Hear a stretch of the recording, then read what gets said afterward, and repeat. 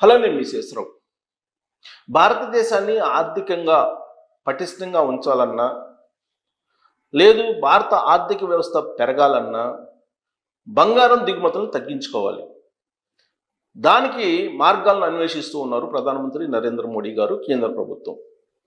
వాటిల్లో ఒకటి బంగారం మానిటైజేషన్, గోల్డ్ మానిటైజేషన్ స్కీమ్. ఈ గోల్డ్ మానిటైజేషన్ స్కీమ్ని కనుక పగడ్బందీగా అమలు చేయగలిగితే ఖచ్చితంగా భారతీయుల దగ్గర ఉన్నటువంటి 30,000 టన్నులు సుమారుగా ఉన్నటువంటి బంగారాన్ని మనం మళ్ళా భారత ఆర్థిక వ్యవస్థలోకి తీసుకురావచ్చు అనేటువంటి ఒక అభిప్రాయంతో ఉన్నారు.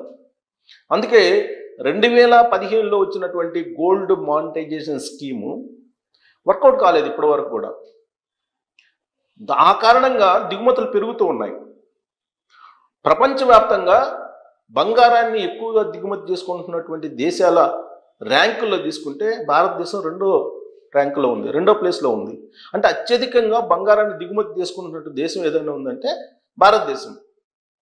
ప్రతి ఏడాది సగటున దాదాపుగా 700 టన్నుల నుంచి 800 టన్నుల వరకు దిగుమతి చేసుకోవాల్సి వస్తుంది భారతదేశం అనేటువంటి ఒక లెక్క ఉంది. దీన్ని తగ్గించకపోతే భారత యొక్క ఆర్థిక వ్యవస్థ గందరగోళంలో పడేటువంటి ప్రమాదం ఉంది అని గ్రహించారు ప్రధానమంత్రి నరేంద్ర మోడీ గారు. అందుకే 2015లో ప్రవేశపెట్టినటువంటి గోల్డ్ మానిటైజేషన్ స్కీమ్ని పకడ్బందీగా అమలు చేయడానికి ఆయన ఆ స్కీమ్ని కొంత సరళీకరించారు. అయినప్పటికీ కూడా భారతీయులు ఎవరు కూడా ఆ స్కీమ్లో చేరడానికి ముందుకు రావట్లేదు. ఇప్పటి వరకు ఏడాదికి 30 నుంచి 40 టన్నులు వరకే బయటికి తీసుకురాగలుగుతున్నారు ఈ స్కీమ్లో. అందుకే ఇప్పుడు కేంద్ర ప్రభుత్వం ఏం చేస్తుందంటే బ్యాంకులకు టార్గెట్ పెడుతుంది. ఎస్బీఐతో సహా అనేక జాతీయ బ్యాంకులకి, ప్రైవేట్ బ్యాంకులకి టార్గెట్ పెడుతూ ఉన్నారు. ఏ విధంగా అయితే రుణాలకు టార్గెట్ పెడుతున్నారో అదేవిధంగా గోల్డ్ మానిటైజేషన్ స్కీమ్ కూడా టార్గెట్ పెడుతూ ఉన్నారు. టార్గెట్ పెట్టి ఖచ్చితంగా బ్యాంకులు ఈ బంగారాన్ని, మూలన పడినటువంటి నిరుపయోగంగా ఉన్నటువంటి బంగారాన్ని ఆర్థిక వ్యవస్థలోకి తీసుకురావాలి అనేటువంటి ఉద్దేశంతో బ్యాంకుల మీద ప్రెజర్ పెడుతూ ఉన్నారు. ప్రెజర్ పెడుతూ వీలున్నంత వరకు ప్రజల్లో అవగాహన కల్పించి ఈ గోల్డ్ మానిటైజేషన్ స్కీమ్లో చేరేలాగా అవగాహన కల్పిస్తున్నారు. ఎంత అవగాహన కల్పిస్తున్నప్పటికీ కూడా లాస్ట్కి దేవాలయాల్లో ఉన్నటువంటి బంగారానికి సంబంధించిన వాటిని కూడా ఈ స్కీమ్ కింద తీసుకురావడంలో వైఫల్యం చెందాయి బ్యాంకులు. అందుకే ఇప్పుడు ప్రధానమంత్రి నరేంద్ర మోడీ గారు చాలా సీరియస్గా దీని గురించి ఆలోచిస్తూ ఉన్నారు. 2015లో ప్రారంభించినటువంటి ఈ స్కీమ్కి మరింత పదును పెడుతూ ఉన్నారు. ఏ విధంగా పదును పెడుతున్నారంటే, వాస్తవంగా మనం వరల్డ్ గోల్డ్ కౌన్సిల్, ప్రపంచవ్యాప్తంగా ఉన్నటువంటి బంగారు కౌన్సిల్, వరల్డ్ గోల్డ్ కౌన్సిల్ అంటారు. దాని లెక్క ప్రకారం దాదాపుగా 1000 టన్నులు అవసరం ఉంటుంది మనకి బంగారం దేశంలో. ఇంత గనక మనం దిగుమతి చేసుకుంటే ప్రతి సంవత్సరం వాణిజ్య లోటు పెరుగుతుంది. దాని ఫలితంగా కుప్పగొలిపోతుంది ఆర్థిక వ్యవస్థ. దానికి సిద్ధంగా లేరు నరేంద్ర మోడీ గారు. ఎలాగైనా సరే ప్రజలను ఒప్పించాలి, ఇప్పుడు బంగారాన్ని ప్రజల వద్ద ఉన్నదాన్ని బయటికి తీయించాలి అనేటువంటి ప్రయత్నం అయితే చాలా సీరియస్గా చేస్తున్నారు. కాకపోతే సున్నితమైనటువంటి సమస్య ఇది. మహిళలు సెంటిమెంట్గా ఫీల్ అయ్యేటువంటి ఇష్యూ కాబట్టి దీన్ని నోట్ల రద్దులాగా కఠినంగా చేయలేకపోతున్నారు. కానీ అలాంటి పరిస్థితి భారతదేశానికి ఇప్పుడు వస్తుంది కాబట్టి కఠినమైన నిర్ణయం తీసుకోవాలని చెప్పి ఆయన భావిస్తున్నట్టు ఢిల్లీ వర్గాల నుంచి అందుతున్నటువంటి సమాచారం. సో ఇప్పుడు దిగుమతులని పరిమితం చేయడానికి 2014 నుంచి నరేంద్ర మోడీ గారు ప్రధానమంత్రి అయినప్పటి నుంచి కూడా ప్రయత్నం చేస్తున్నారు. కాకపోతే ఆ సెంటిమెంట్ నుంచి బయటికి తీసుకురావాలి ప్రజల్ని అనేది ఆలోచిస్తున్నారు. వాళ్ళ లెక్క ప్రకారం, వరల్డ్ గోల్డ్ కౌన్సిల్ లెక్క ప్రకారం ప్రపంచ బంగారం డిమాండ్లో, టోటల్గా మొత్తం డిమాండ్లో 30% మన దగ్గర డిమాండ్ ఉందని చెప్పి లెక్క తెలిసారు. కాబట్టి ఈ 30,000 టన్నులు ఏదైతే ఉందో దాన్ని వీలున్నంత వరకు బయటికి తీసుకురావాలంటున్నారు. దీని విలువ వచ్చేసి దాదాపు 70 లక్షల కోట్లు ఉందని చెప్పి లెక్కేస్తున్నారు. 70 లక్షల కోట్లకు పైగా ఉందని చెప్పి లెక్కేస్తున్నారు. సో దీన్ని బయటికి తీసుకురావాలి అని చెప్పి ఇప్పుడు ట్రై చేస్తున్నారు. భారతదేశంలో ఉన్నటువంటి దేవాలయాలు వాటిల్లో దాదాపు 4000 టన్నులు బంగారం ఉందని చెప్పి తేల్చారు సుమారుగా.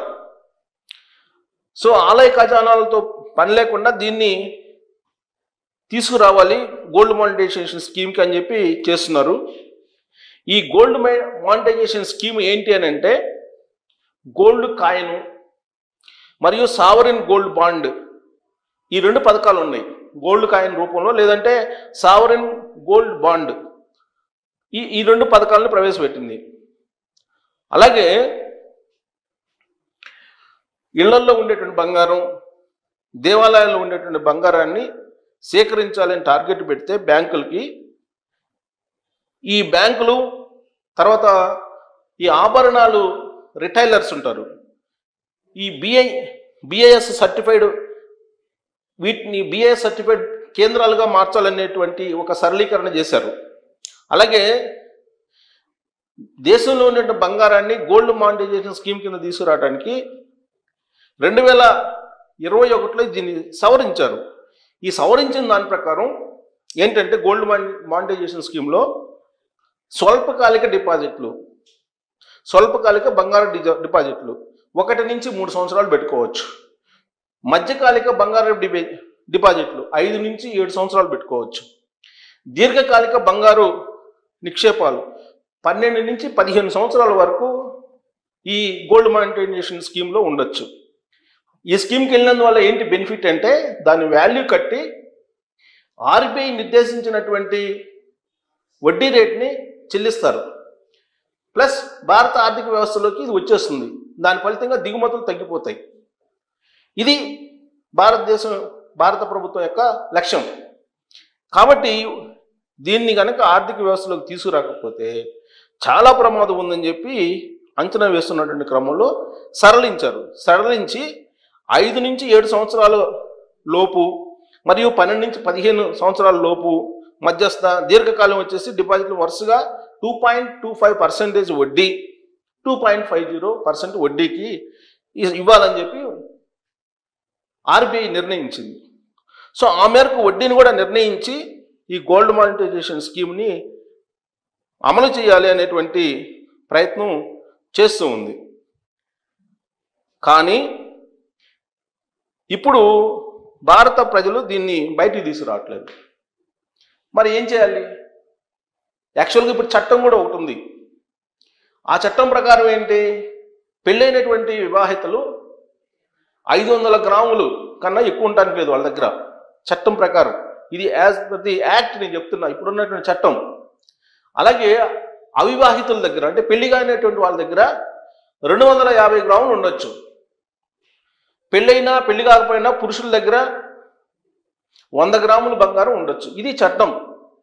దీనికన్నా ఎక్కువ ఉంటే ఖచ్చితంగా ఇన్కమ్ ట్యాక్స్ రైట్ చేయొచ్చు, ఈడీ రైట్ చేయొచ్చు, మీ ఇళ్ల మీద తనిఖీ చేయొచ్చు. అందుకే ఇప్పుడు చూస్తున్నారు, గమనిస్తున్నారు, మొత్తం అబ్జర్వ్ చేస్తున్నారు.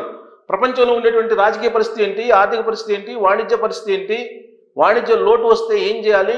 అమెరికా అధ్యక్షుడిగా ట్రంప్ వచ్చిన తర్వాత దిగుమతి సుంకాల మీద వేస్తున్నటువంటి భారం ఏదైతే ఉందో వీటన్నిటిని పరిగణలోకి తీసుకొని భారత ఆర్థిక వ్యవస్థ పదిలంగా ఉండాలంటే ఖచ్చితంగా ఈ 30,000 టన్నులో లేదంటే 35,000 టన్నులో ఉన్నటువంటి బంగారాన్ని ఆర్థిక వ్యవస్థలోకి తీసుకురావాలి. అది నిరుపయోగమైనటువంటి ఆస్తి కింద ఉంది లాకర్లలో, కాబట్టి ఆ లాకర్ల నుంచి బయటికి తీసుకురావాలి, బయటికి తెప్పించాలి అనేటువంటి ప్రయత్నం చేస్తున్నటువంటి క్రమంలోనే గోల్డ్ మానిటైజేషన్ స్కీమ్ని పెట్టారు. కానీ ఇప్పటి వరకు 3,000 టన్నుల బంగారం మినహా రాలేకపోయారు బ్యాంకులు కానీ లేదా ఇతర సంస్థలు కానీ భారతీయుల నుంచి 3 నుంచి 4,000 టన్నులు మాత్రమే తీసుకురాగలిగారు ఈ స్కీమ్ కింద. అంటే ఇంకా దాదాపు 27,000 టన్నుల బంగారం ఉంది. అదంతా భారత ఆర్థిక వ్యవస్థలోకి రావట్లేదు. దాని కారణంగా భారతదేశం దెబ్బతింటుంది.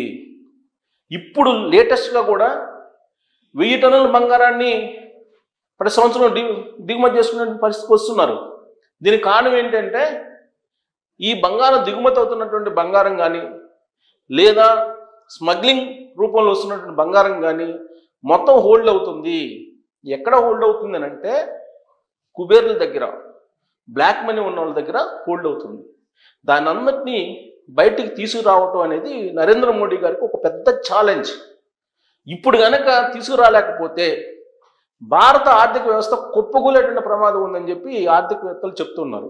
అందుకే నరేంద్ర మోడీ గారు ఆయన ప్రధానమంత్రిగా బాధ్యతలు స్వీకరించినటువంటి తొలి రోజుల్లో పెట్టినటువంటి గోల్డ్ మానిటైజేషన్ స్కీమ్కి ఇప్పుడు పదును పెడుతూ ఉన్నారు.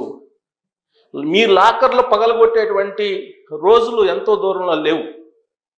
ఇప్పుడు కనుక గోల్డ్ మానిటైజేషన్ స్కీమ్లోకి కనుక రాకపోతే ఖచ్చితంగా రాబోయేటువంటి రోజుల్లో ఐటీ దాడులు, ఇన్కమ్ ట్యాక్స్ దాడులతో పాటు ఈడీ దాడులు కూడా ఉండేటువంటి అవకాశం ఉందని ఇది ఢిల్లీ వర్గాల నుంచి అందుతున్నటువంటి సమాచారం. మహాకుంభమేళ పూర్తి కాగానే నెక్స్ట్ దీని మీదనే ఎక్కువగా నరేంద్ర మోడీ గారు దృష్టి పెట్టేటువంటి అవకాశం ఉంది. కేంద్ర ప్రభుత్వం దీని మీద చాలా సీరియస్గా ఉంది. ప్రపంచ దేశాల్లో ఎలాంటి ఆర్థిక పరిస్థితులు ఉన్నప్పటికీ భారతదేశానికి ఏమాత్రం ఇబ్బంది లేదు గోల్డ్ కనుక బయటకు వస్తే. ఈ విషయాన్ని ప్రజలకు తెలియజేసి స్వచ్ఛందంగా గోల్డ్ మానిటైజేషన్ స్కీమ్లోకి వాళ్ళు వచ్చేలాగా చేయటం అనేది మొదటి ప్రక్రియ. రెండో ప్రక్రియ ఫ్రీక్వెంట్గా ఐటీ దాడులు, ఈడీ దాడులు చేయించడం. మూడో ప్రక్రియ లాకర్లను పగలగొట్టైనా సరే బయటికి తీసుకురావటం అనేది కేంద్ర ప్రభుత్వం దగ్గర ఉన్నటువంటి ప్రణాళికగా తెలుస్తూ ఉంది. సో కాబట్టి నరేంద్ర మోడీ గారు ఇప్పుడున్నటువంటి పరిస్థితుల్లో కఠినంగా వ్యవహరించి ఆర్థిక వ్యవస్థకి దూరంగా ఉన్నటువంటి 30,000 టన్నుల బంగారాన్ని గోల్డ్ మానిటైజేషన్ స్కీమ్లోకి తీసుకురావాలా పర్లేదా అనే దాని మీద కామెంట్ రూపంలో మీ అభిప్రాయం తెలియజేయచ్చు. Thank you very much.